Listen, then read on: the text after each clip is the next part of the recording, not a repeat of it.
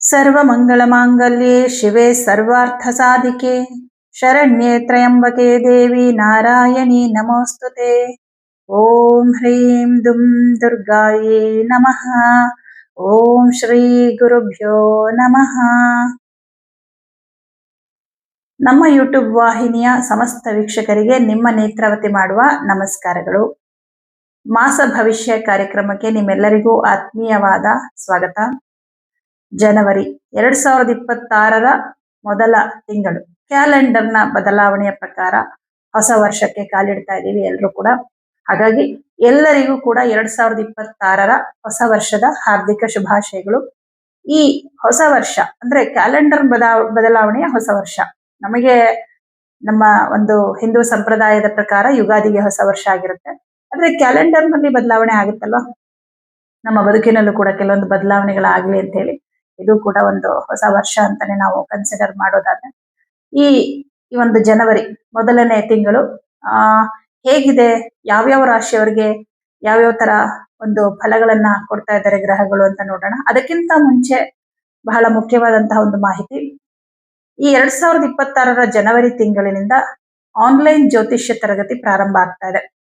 ಯಾರಿಗೆ ಜ್ಯೋತಿಷ್ಯವನ್ನ ಕಲಿಬೇಕು ಅನ್ನುವಂತಹ ಆಸಕ್ತಿ ಇರುತ್ತೆ ಅವರು ಸ್ಕ್ರೀನ್ ಮೇಲೆ ಕಾಣಿಸ್ತಾ ಇರುವಂತಹ ನಂಬರ್ಗೆ ಕರೆ ಮಾಡಿ ಜ್ಯೋತಿಷ್ಯ ತರಗತಿಗೆ ಸಂಬಂಧಪಟ್ಟಂತೆ ಇನ್ನಷ್ಟು ಮಾಹಿತಿಯನ್ನ ನಾನು ಕೊಡ್ತೀನಿ. ಹಾಗೆ ಈ ಜನವರಿ ತಿಂಗಳ ವಿಶೇಷ ಏನಪ್ಪಾ ಅಂತಂದ್ರೆ 4 ಗ್ರಹಗಳು ಮಕರ ರಾಶಿಗೆ ಪ್ರವೇಶ ಮಾಡ್ತಾ ಇದ್ದಾರೆ ಈ ಜನವರಿ ತಿಂಗಳಲ್ಲಿ. ಸಹಜವಾಗಿ ಪ್ರತಿ ತಿಂಗಳು ಕೆಲವೊಂದು ಗ್ರಹಗಳು ಒಂದು ರಾಶಿಯಿಂದ ಇನ್ನೊಂದು ರಾಶಿಗೆ ಹೋಗೋದು ಸಹಜನೇ. ಆದ್ರೆ ಈ ಜನವರಿ ತಿಂಗಳಲ್ಲಿ 4 ಗ್ರಹಗಳು ಒಂದೇ ಟೈಮ್ ಅಲ್ಲಿ ಧನಸ್ಸು ರಾಶಿಯಿಂದ ಮಕರ ರಾಶಿಗೆ ಹೋಗ್ತಾ ಇದ್ದಾರೆ. ನೋಡಿ, ಜನವರಿ 13ನೇ ತಾರೀಕಿಗೆ ಶುಕ್ರ ಗ್ರಹ ಧನಸ್ಸು ರಾಶಿಯಿಂದ ಮಕರ ರಾಶಿಗೆ ಪ್ರವೇಶ ಮಾಡ್ತಾರೆ. 14ನೇ ತಾರೀಕಿಗೆ ರವಿ ಗ್ರಹ ಧನಸ್ಸು ರಾಶಿಯಿಂದ ಮಕರ ರಾಶಿಗೆ ಪ್ರವೇಶ ಮಾಡ್ತಾರೆ. ಹಾಗೆ 16ನೇ ತಾರೀಕಿಗೆ ಬುಧ ಗ್ರಹ ಧನಸ್ಸು ರಾಶಿಯಿಂದ ಕುಜಗ್ರಹ ಧನಸ್ಸು ರಾಶಿಯಿಂದ ಮಕರ ರಾಶಿಗೆ ಪ್ರವೇಶ ಮಾಡಿದ್ರೆ 17ನೇ ತಾರೀಕಿಗೆ ಬುಧ ಗ್ರಹ ಧನಸ್ಸು ರಾಶಿಯಿಂದ ಮಕರ ರಾಶಿಗೆ ಪ್ರವೇಶ ಮಾಡ್ತಾರೆ. ಅಂದ್ರೆ 4 ಗ್ರಹಗಳು ಹೆಚ್ಚು ಕಡಿಮೆ ಒಂದೇ ಸಮಯದಲ್ಲಿ ಒಂದು ರಾಶಿಯಿಂದ ಇನ್ನೊಂದು ರಾಶಿಗೆ ಹೋದಾಗ ಅದು ಮಕರ ರಾಶಿಯವರ ಮೇಲೆ ಅಂತಲ್ಲ, ಇತರ ಎಲ್ಲಾ ರಾಶಿಗಳ ಮೇಲೂ ಕೂಡ ಒಂದು ಬೇರೆ ತರದ ಪ್ರಭಾವವನ್ನೇ ಉಂಟು ಮಾಡುತ್ತೆ. ಯಾಕಂದ್ರೆ ಹೋಗ್ತಾ ಇರುವಂತ ಎಲ್ಲಾ ಗ್ರಹಗಳು ಮಿತ್ರರೇ ಅಲ್ಲ, ಅವರಲ್ಲಿ ಶತ್ರುಗಳು ಇರುತ್ತಾರೆ. ಶತ್ರುತ್ವ ಇರುವಂತ ಗ್ರಹಗಳು ಒಂದೇ ಮನೆಯಲ್ಲಿದ್ದಾಗ ಅದನ್ನ ಗ್ರಹ ಯುದ್ಧ ಅಂತ ಕೂಡ ಕರಿತೀವಿ. ನೋಡೋಣ ಈ ಒಂದು ವಿಶೇಷ ಬದಲಾವಣೆ ಯಾವ ಯಾವ ರಾಶಿಯವರಿಗೆ ಶುಭ, ಯಾವ ಯಾವ ರಾಶಿಯವರಿಗೆ ಅಶುಭ ಫಲ ಅಂತ ತಿಳ್ಕೊಳ್ಳೋಣ. ಹಾಗಿದ್ರೆ ಈ 2026ರ ಜನವರಿ ತಿಂಗಳ ಒಂದು ಮಾಸ ಭವಿಷ್ಯ ದ್ವಾದಶ ರಾಶಿಗಳಿಗೆ ಯಾವ ತರ ಇದೆ ಅನ್ನೋದನ್ನ ನೋಡೋಣ. ಹಾಗೆ ನಮ್ಮ ವಿಡಿಯೋ, ನಮ್ಮ ಚಾನೆಲ್ ನಲ್ಲಿ ಬರ್ತಕ್ಕಂತಹ ಜ್ಯೋತಿಷ್ಯಕ್ಕೆ ಸಂಬಂಧಪಟ್ಟಂತಹ ವಿಡಿಯೋಗಳು ನಿಮ್ಗೆ ಇಷ್ಟ ಆದ್ರೆ ಲೈಕ್ ಮಾಡಿ, ಶೇರ್ ಮಾಡಿ, ಇನ್ನಷ್ಟು ಜನಕ್ಕೆ ಈ ಒಂದು ಮಾಹಿತಿ ತಲುಪಲಿ. ನಿಮ್ಗೆ ಇಷ್ಟ ಆದ್ರೆ ಮಾತ್ರ. ಹಾಗೆ ಜ್ಯೋತಿಷ್ಯಕ್ಕೆ ಸಂಬಂಧಪಟ್ಟಂತ ಯಾವುದೇ ಪ್ರಶ್ನೆಗಳಿದ್ರು ಕೂಡ ನೀವು ಕಮೆಂಟ್ ಬಾಕ್ಸ್ ನಲ್ಲಿ ತಿಳಿಸಿ, ನಾನು ಉತ್ತರವನ್ನ ನೀಡುವ ಪ್ರಯತ್ನವನ್ನ ಮಾಡ್ತೀನಿ. ಹಾಗಿದ್ರೆ ಈ ಒಂದು 2026ರ ಜನವರಿ ತಿಂಗಳ ಮಾಸ ಭವಿಷ್ಯ ಹೇಗಿದೆ ಅನ್ನೋದನ್ನ ಈಗ ನೋಡೋಣ. ಮೇಷರಾಶಿ. ಮೇಷರಾಶಿಯವರಿಗೆ ನಿಮ್ಮ ರಾಶ್ಯಾಧಿಪತಿ ಈ ತಿಂಗಳಲ್ಲಿ ಭಾಗ್ಯಸ್ಥಾನದಲ್ಲಿ ಸ್ಥಿತನಾಗಿರ್ತಾನೆ. ಭಾಗ್ಯಸ್ಥಾನ ಅಂದ್ರೆ ಗುರುವಿನ ಮನೆ, ಧನಸ್ಸು ರಾಶಿ ಆಗಿರೋದ್ರಿಂದ ನಿಮ್ಮ ಕೆಲಸ ಕಾರ್ಯಗಳೆಲ್ಲವೂ ತುಂಬಾ ಚೆನ್ನಾಗಾಗುತ್ತೆ. ಯಾಕಂದ್ರೆ 9ನೇ ಮನೆ ಅನ್ನೋದೇ ಅದೃಷ್ಟ ಸ್ಥಾನ ಆಗಿರುತ್ತೆ. ಹಾಗೆ ಗುರುವಿನ ಮನೆ ಅಂದಾಗ ಅವನ ಮಿತ್ರನ ಮನೆಯೂ ಕೂಡ ಆಗಿರುತ್ತೆ. ಹಾಗಾಗಿ ಕುಜಗ್ರಹ ನಿಮಗೆ ಎಲ್ಲಾ ಕೆಲಸಗಳು ತುಂಬಾ ವೇಗವಾಗಿ ಆಗುವಂತೆ ಮಾಡ್ತಾನೆ. ಯಾವ್ಯಾವ ಕೆಲಸಗಳು ನಿಮ್ದು ಬಾಕಿ ಇರುತ್ತೆ ಅದನ್ನೆಲ್ಲ ಕಂಪ್ಲೀಟ್ ಮಾಡ್ತೀರಾ. ಅರ್ಧಕ್ಕೆ ನಿಂತು ಹೋಗಿರೋ ಕೆಲಸವನ್ನ ಮುಂದುವರಿಸ್ತೀರಾ. ಸ್ವಂತ ಉದ್ಯೋಗವನ್ನ ಮಾಡುವಂತವ್ರಿಗೆ ನಿಮ್ಮ ಕೆಲಸದಲ್ಲಿ ತುಂಬಾ ಒಂಥರ ಬ್ಯುಸಿ ಆಗ್ಬಿಡ್ತೀರಾ. ಅಂದ್ರೆ ಕೆಲಸ ಹೆಚ್ಚಾಗಿ ಮಾಡ್ತೀರಾ.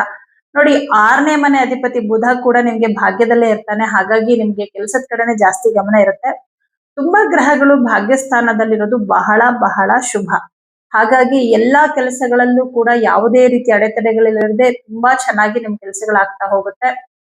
ಇನ್ನು ಮುಖ್ಯವಾಗಿ 9ನೇ ಮನೆಯಲ್ಲಿ ಇಷ್ಟೊಂದು ಗ್ರಹಗಳಿರೋದ್ರಿಂದ ಈ ತಿಂಗಳ ವಿಶೇಷ ಏನಪ್ಪಾ ಅಂತಂದ್ರೆ, ಪಿತ್ರಾರ್ಜಿತ ಆಸ್ತಿಯ ವಿಚಾರವಾಗಿ ಏನಾದ್ರೂ ಸಮಸ್ಯೆಗಳಿತ್ತು ಅಂದ್ರೆ ಅದು ಈ ತಿಂಗಳಿನಲ್ಲಿ ಬಗೆಹರಿಯುವ ಸಾಧ್ಯತೆ ಹೆಚ್ಚಾಗಿದೆ. ಹಾಗಾಗಿ ಆ ವಿಚಾರವಾಗಿ ಆ ತರದ್ದು ಏನಾದ್ರೂ ಸಮಸ್ಯೆಗಳಿತ್ತು ಅಂದ್ರೆ ಅದನ್ನ ಬಗೆಹರಿಸ್ಕೊಳ್ಳೋದ್ರ ಕಡೆಗೆ ಹೆಚ್ಚು ಒಂದು ನೀವು ಎಫರ್ಟ್ ಹಾಕ್ಬೇಕಾಗತ್ತೆ. ಹಾಗೆ 2ನೇ ಮನೆ ಅಧಿಪತಿಯಾದಂತ ಶುಕ್ರ ಗ್ರಹ 9ನೇ ಮನೆಯಲ್ಲೇ ಇರ್ತಾನೆ. ಅವನು 13ನೇ ತಾರೀಕಿಗೆ ಮಕರ ರಾಶಿಗೆ ಹೋಗ್ತಾನೆ. 2ನೇ ಮನೆ ಅಧಿಪತಿಯಾಗಿ, ಸಪ್ತಮಾಧಿಪತಿಯಾಗಿ 9ನೇ ಮನೆಯಲ್ಲಿ ಇರುವವರೆಗೂ ಮತ್ತು 10ನೇ ಮನೆಗೆ ಹೋದ್ಮೇಲೂ ಕೂಡ, ಅಂದ್ರೆ ಎರಡೂ ರೀತಿಯಲ್ಲೂ ಕೂಡ ಶುಕ್ರ ಗ್ರಹ ನಿಮ್ಗೆ ಶುಭ ಫಲವನ್ನೇ ಕೊಡ್ತಾನೆ. ಹಾಗಾಗಿ ಹಣಕಾಸಿನ ವಿಷಯದಲ್ಲಿ ಈ ಒಂದು ತಿಂಗಳು ತುಂಬಾನೇ ಚೆನ್ನಾಗಿದೆ. ಹಾಗೆ ಮಾತಿನ ವಿಚಾರದಲ್ಲೂ ಕೂಡ ಚೆನ್ನಾಗಿದೆ. ಅಂದ್ರೆ ಮಾತಿಂದ ನಿಮ್ಗೆ ತುಂಬಾ ಅನುಕೂಲಗಳು, ನಿಮ್ಮ ಕಾರ್ಯಗಳು ಸಿದ್ಧಿ ಆಗುತ್ತೆ. ಆದ್ರೆ ಕೆಲವ್ರ ಹತ್ರ ನೀವು ಜಗಳ ಕೂಡ ಮಾಡ್ತೀರಾ. ವಾಕ್ಸ್ಥಾನಾಧಿಪತಿಯಾದ ಶುಕ್ರನೊಟ್ಟಿಗೆ ಮಂಗಳ ಗ್ರಹ ಇರ್ತಾನೆ ನೋಡಿ. 13ನೇ ತಾರೀಕು ಶುಕ್ರ ಗ್ರಹ ಮಕರ ರಾಶಿಗೆ ಹೋಗ್ತಾನೆ. ಅದೇ ತರ ಮಂಗಳ ಕೂಡ 16ನೇ ತಾರೀಕು ಮಕರ ರಾಶಿಗೆ ಹೋಗ್ತಾನೆ. ಅಲ್ಲಿಯೂ ಕೂಡ ಎಲ್ಲ ಒಟ್ಟಾಗ್ತಾರೆ. ಈಗ ಹೆಂಗ್ 9ನೇ ಮನೇಲಿ ಒಟ್ಟಿಗೆ ಇದಾರು 4 ಗ್ರಹಗಳು, ಹಾಗೆ 10ನೇ ಮನೇಲೂ ಕೂಡ ಎಲ್ಲರೂ ಒಟ್ಟಾಗ್ತಾರೆ. ಹಾಗಾಗಿ ಇದೇ ಕಾಂಬಿನೇಷನ್ ಅಲ್ಲೂ ಬರುತ್ತೆ. ಹಾಗಾಗಿ ಮಾತಿನಿಂದ ಕೆಲವೊಂದು ಸಂದರ್ಭಗಳಲ್ಲಿ ಕೆಲವರ ಹತ್ರ ಜಗಳಗಳು, ಮನಸ್ತಾಪಗಳು ಆಗತ್ತೆ. ಅದೇ ಮಾತಿನಿಂದ ನಿಮ್ಮ ಕಾರ್ಯಗಳಲ್ಲಿ ಯಶಸ್ಸು ಕೂಡ ಸಿಗತ್ತೆ. ನಿಮ್ ಕೆಲಸಗಳು ಕಂಪ್ಲೀಟ್ ಆಗುತ್ತೆ. ಹಾಗಾಗಿ ಮಾತಿನ ವಿಚಾರದಲ್ಲಿ ಚೆನ್ನಾಗಿದೆ. ಇನ್ನು ಹಣಕಾಸಿನ ವಿಚಾರ ಅಂತ ಬಂದಾಗ, ಯಾರು ದುಡ್ಡು ಕೊಡ್ಬೇಕು ನಿಮ್ಗೆ, ಅವರು ಕೊಡದೆ ತುಂಬಾ ಸತಾಯಿಸ್ತಿದಾರೆ ಅಂದ್ರೆ ಆ ಹಣ ನಿಮ್ಗೆ ನಿಮ್ ಕೈಗೆ ಬಂದು ಸೇರುತ್ತೆ. ಹಣಕಾಸಿನ ವಿಷಯದಲ್ಲಿ ತುಂಬಾ ಚೆನ್ನಾಗಿದೆ. ಹಾಗೆ ಯಾರಿಂದಾದ್ರೂ ನೀವು ಹಣಕಾಸಿನ ಒಂದು ಸಹಾಯವನ್ನ ನೀವು ಕೇಳಿದ್ರೆ ಆ ಸಹಾಯ ಕೂಡ ಸಿಗುತ್ತೆ. ಬ್ಯಾಂಕ್ ಲೋನ್ಗೋಸ್ಕರ ಏನಾದ್ರು ಪ್ರಯತ್ನ ಮಾಡ್ತಿದ್ರೆ ಲೋನ್ ಸ್ಯಾಂಕ್ಷನ್ ಆಗುವ ಸಾಧ್ಯತೆ ಕೂಡ ಕಂಡು ಬರ್ತಾ ಇದೆ ಈ ತಿಂಗಳಲ್ಲಿ. ಹಾಗೆ ಮನೆ ಕಟ್ಟಬೇಕು, ಮನೆ ತಗೋಬೇಕು ಅಂತ ಏನಾದ್ರು ಅನ್ಕೊಂಡಿದ್ರೆ ಅದಕ್ಕೆ ಸಂಬಂಧಪಟ್ಟಂತೆ ಸರಿಯಾದ ನಿರ್ಧಾರಗಳನ್ನ ನೀವು ಈ ತಿಂಗಳಲ್ಲಿ ಮಾಡ್ತೀರಾ. ಯಾಕೆಂದ್ರೆ ತುಂಬಾ ಗ್ರಹಗಳು ಒಂದೇ ಮನೇಲಿ ಇದ್ದಾಗ, ಅದರಲ್ಲೂ ಕೂಡ ನಿಮ್ಮ ರಾಶ್ಯಾಧಿಪತಿ ಮಂಗಳ ಗ್ರಹ ಅವನು 16ನೇ ತಾರೀಕಿಗೆ ಮಕರ ರಾಶಿಗೆ ಬರ್ತಾ ಇದ್ದಾನೆ. ಮಕರ ರಾಶಿಯು ಮಂಗಳನಿಗೆ ಉಚ್ಚ ಕ್ಷೇತ್ರವಾಗಿರೋದ್ರಿಂದ ನಿಮ್ಮ ರಾಶ್ಯಾಧಿಪತಿ ತುಂಬಾ ಪ್ರಬಲನಾಗಿರ್ತಾನೆ. ಯಾವುದು ಸರಿ ಯಾವುದು ತಪ್ಪು ಅನ್ನುವಂತಹ ನಿರ್ಧಾರಗಳನ್ನ ಸರಿಯಾಗಿ ತಗೊಳ್ತೀರಾ. ಹಾಗಾಗಿ ಆಸ್ತಿ, ಮನೆ, ಭೂಮಿ ವಿಚಾರವಾಗಿ ಸರಿಯಾದ ತೀರ್ಮಾನಗಳನ್ನ ನೀವು ತಗೊಳ್ತೀರಾ. ಇನ್ನು 6ನೇ ಮನೆ ಅಧಿಪತಿ ಬುಧ ಗ್ರಹ, ಅವನು ಭಾಗ್ಯದಲ್ಲಿ ಇರ್ತಾನೆ 17ನೇ ತಾರೀಕುವರೆಗೂ. 17ನೇ ತಾರೀಕಿಗೆ ಮಕರ ರಾಶಿ ದಶಮ ಸ್ಥಾನಕ್ಕೆ ಬರ್ತಾರೆ. ಎರಡೂ ರೀತಿಯಲ್ಲಿ ಕೂಡ ಬುಧ ಗ್ರಹ ನಿಮ್ಗೆ ಶುಭ ಫಲನೇ ಕೊಡ್ತಾ ಇರೋದ್ರಿಂದ ಉದ್ಯೋಗದ ವಿಚಾರ ಅಂತ ಬಂದಾಗ ಪ್ರೈವೇಟ್ ಜಾಬ್ ಅಲ್ಲಿ ಇರುವಂತವ್ರಿಗೆ ತುಂಬಾನೇ ಚೆನ್ನಾಗಿದೆ. ಯಾರ್ಯಾರೆಲ್ಲ ಖಾಸಗಿ ಕಂಪನಿಗಳಲ್ಲಿ ಕೆಲಸ ಮಾಡ್ತಾ ಇದ್ದೀರಾ ಅವರಿಗೆ 17ನೇ ತಾರೀಕಿನ ನಂತರ ನಿಮ್ಮ ಒಂದು ವೃತ್ತಿ ಕ್ಷೇತ್ರದಲ್ಲಿ, ಅಂದ್ರೆ ಜನವರಿ 17ನೇ ತಾರೀಕಿನ ನಂತರ ನಿಮ್ಮ ವೃತ್ತಿಯಲ್ಲಿ ಪ್ರಮೋಷನ್ ಆಗುವ ಸಾಧ್ಯತೆ, ಅಥವಾ ಸ್ಯಾಲರಿ ಜಾಸ್ತಿ ಆಗುವುದು, ಅಥವಾ ನಿಮಗೆ ಅಲ್ಲಿ ನಿಮ್ಮ ಉದ್ಯೋಗದಲ್ಲಿ ನಿಮಗೆ ಹೊಗಳಿಕೆ, ಸನ್ಮಾನ ಇತ್ಯಾದಿಗಳು ಸಿಗುವಂಥದ್ದು, ಅಥವಾ ನಿಮ್ಮ ಕೆಲಸವನ್ನ ಎಲ್ಲರೂ ಮೆಚ್ಚುವಂಥದ್ದು, ಮೇಲಧಿಕಾರಿಗಳಿಂದ ನಿಮಗೆ ಪ್ರಶಂಸೆ ಸಿಗುವಂಥದ್ದು, ಈ ತರದ್ದು ಏನೋ ಒಂದು ಆಗತ್ತೆ. ಉದ್ಯೋಗದ ವಿಚಾರದಲ್ಲಿ ತುಂಬಾ ಚೆನ್ನಾಗಿದೆ. ಹಾಗೆ ಯಾರಿಗೆ ಮೇಷರಾಶಿಯವರಿಗೆ ಉದ್ಯೋಗ ಇಲ್ಲ ಅವರಿಗೆ ಉದ್ಯೋಗ ಪ್ರಾಪ್ತ ಆಗತ್ತೆ ಈ ಒಂದು ತಿಂಗಳಲ್ಲಿ. ಯಾಕಂದ್ರೆ ಎಲ್ಲಾ ಗ್ರಹಗಳು ಮಕರ ರಾಶಿಗೆ ಬಂದ್ಮೇಲೆ, ಅಂದ್ರೆ ನೋಡಿ 13ನೇ ತಾರೀಕಿಗೆ ಶುಕ್ರ ಬರ್ತಾನೆ, 14ನೇ ತಾರೀಕಿಗೆ ರವಿ ಬರ್ತಾನೆ, 16ನೇ ತಾರೀಕಿಗೆ ಮಂಗಳ ಗ್ರಹ ಬರ್ತಾನೆ, 17ನೇ ತಾರೀಕಿಗೆ ಬುಧ ಬರ್ತಾನೆ.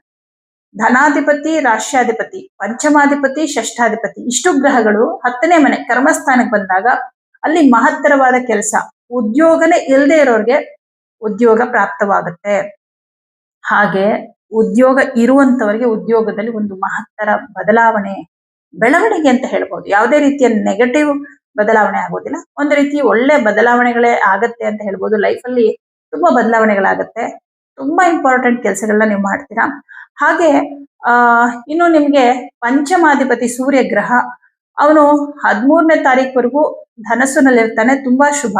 ಅಲ್ಲಿವರೆಗೂ ನಿಮ್ಮ ಒಂದು ತಂದೆಯ ವಿಚಾರದಲ್ಲಿ ಆಗಿರಬಹುದು, ಏನೇ ಒಂದು ಸಮಸ್ಯೆಗಳಿದ್ರು ಅದು ನಿವಾರಣೆ ಆಗುತ್ತೆ. ಹಾಗೆ ಪಿತ್ರಾರ್ಜಿತ ಆಸ್ತಿಯ ವಿಚಾರವಾಗಿ ಏನಾದ್ರೂ ಸಮಸ್ಯೆಗಳಿದ್ರೆ ಅದನ್ನು ಕೂಡ ನಿವಾರಣೆ ಮಾಡ್ಕೊಳ್ಳುವಂತಹ ಒಂದು ಮಾರ್ಗಗಳು ನಿಮ್ಗೆ ಸಿಗುತ್ತೆ.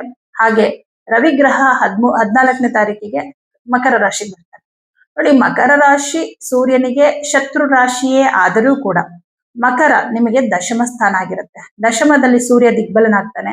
ಅವನೊಟ್ಟಿಗೆ ಮಂಗಳ ಕೂಡ ಬರ್ತಾನೆ. ಅಂದ್ರೆ ನಿಮ್ ರಾಶ್ಯಾಧಿಪತಿ, ಮೇಷರಾಶ್ಯಾಧಿಪತಿಯಾದ ಮಂಗಳನು ಕೂಡ ಮಕರಕ್ಕೆ ಬಂದಾದ್ಮೇಲೆ ಅದು ನಿಮಗೆ 2 ಗ್ರಹಗಳು ದಿಗ್ಬಲರಾಗ್ತಾರೆ. ಅಂದ್ರೆ ಮಂಗಳ ಮತ್ತು ರವಿ ಒಟ್ಟಿಗೆ ಸೇರ್ತಾರೆ. ಹಾಗಾಗಿ ಕೆಲಸ ಕಾರ್ಯಗಳಲ್ಲಿ ತುಂಬಾ ಚೆನ್ನಾಗಿದೆ. ಸರ್ಕಾರಿ ಉದ್ಯೋಗದಲ್ಲಿರುವಂತವ್ರಿಗೆ ಉತ್ತಮ ಅಧಿಕಾರ ಪ್ರಾಪ್ತವಾಗುವ ಸಾಧ್ಯತೆ. ಕಾಂಪಿಟೇಟಿವ್ ಎಕ್ಸಾಮ್ಗಳನ್ನ ಬರೀತಾ ಇದ್ದೀರಾ, ಗವರ್ಮೆಂಟ್ ಜಾಬ್ಗೋಸ್ಕರ ತುಂಬಾ ಪ್ರಯತ್ನ ಪಡ್ತಾ ಇದ್ದೀರಾ ಅಂದ್ರೆ ಈ ತಿಂಗಳು 15ರ ನಂತರ ನಿಮ್ಮ ಒಂದು ಕೆಲಸದ ವಿಚಾರವಾಗಿ ಏನೋ ಒಂದು ಶುಭ ಸುದ್ದಿಯನ್ನ ನೀವು ಕೇಳುವಂತ ಸಾಧ್ಯತೆಗಳಿದೆ.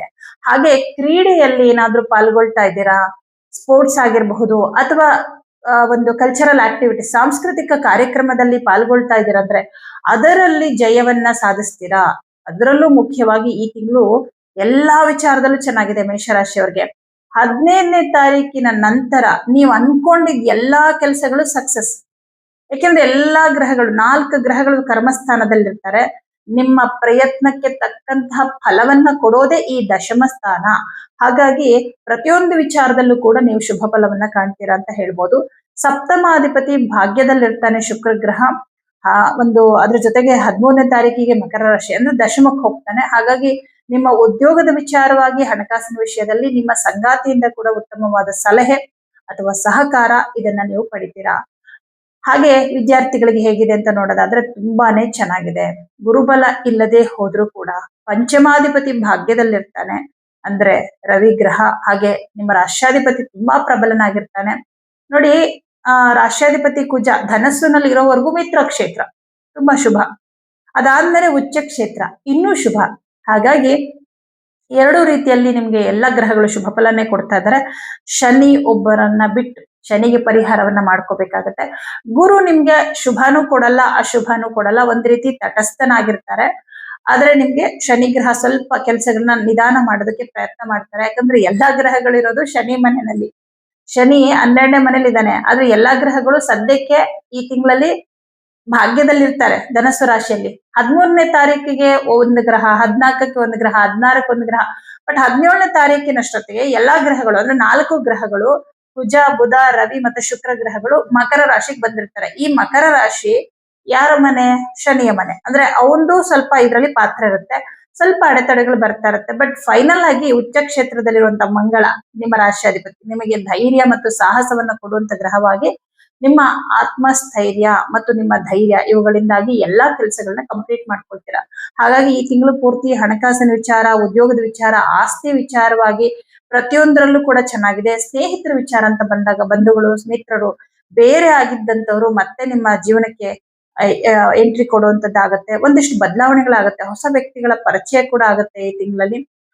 ನಿಮ್ಮ ಬದುಕಿಗೆ ಅವರು ಬೇಕೋ ಬೇಡವಂತ ನಿರ್ಧಾರ ಮಾಡೋದು ನಿಮಗ್ ಬಿಟ್ಟಿದ್ದು. ಬಟ್ ನಾನ್ ಕೇಳಿದ್ರೆ ಬೇಡ ಅಂತ ಹೇಳ್ತೀನಿ. ಯಾಕಂದ್ರೆ 7.5 ನಡೆಯುವಂತ ಸಂದರ್ಭದಲ್ಲಿ ಈ ತರದೆಲ್ಲ ಕೆಲವೊಂದು ಸನ್ನಿವೇಶಗಳು ಬರುತ್ತೆ. ಯಾರ್ದೋ ರೂಪದಲ್ಲಿ ಶನೇಶ್ವರ ನಿಮಗೆ ಕಷ್ಟವನ್ನ ಕೊಡೋದಕ್ ಬರ್ತೇನೆ ಅಂತ ಹೇಳ್ಬೋದು. ಹಾಗಾಗಿ ಹೊಸ ತರದ ತೀರ್ಮಾನಗಳನ್ನ ಯಾವ್ದನ್ನು ತಗೊಳಕ್ ಹೋಗ್ಬೇಡಿ. ಸದ್ಯಕ್ಕೆ ಟೈಮ್ ಚೆನ್ನಾಗಿದೆ, ಬಟ್ ಮುಂದಿನ ದಿನಗಳಲ್ಲಿ ಎಲ್ಲಾ ಗ್ರಹಗಳು ಮೂವ್ ಆಗ್ತಾ ಇರುವಾಗ ಇಲ್ಲಿ ಶನಿಯ ಪಾತ್ರ ಜಾಸ್ತಿ ಕಂಡು ಬರುತ್ತೆ.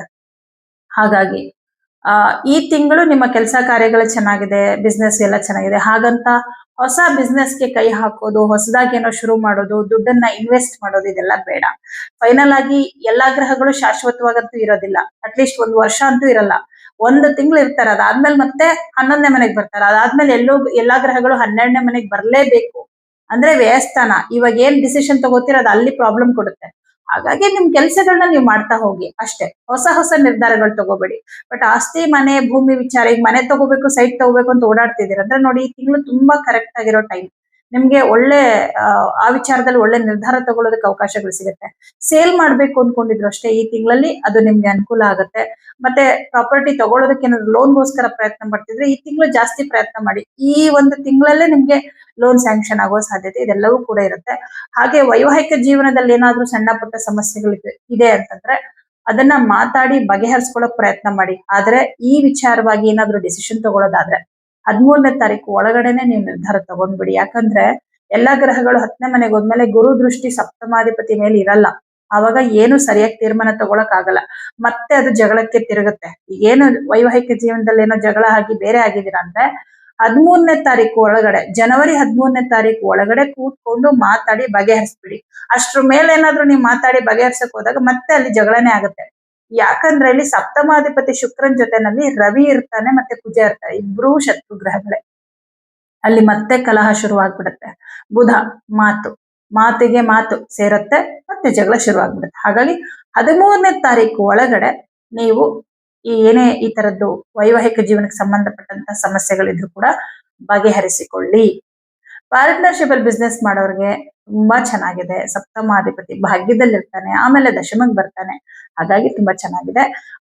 ಮೇಷರಾಶಿಯವರಿಗೆ ಈ ತಿಂಗಳು ಬಹಳ ಶುಭ ಫಲವನ್ನ ಪಡೆಯುವಂತಹ ತಿಂಗಳು ಅಂತ ಹೇಳ್ಬೋದು.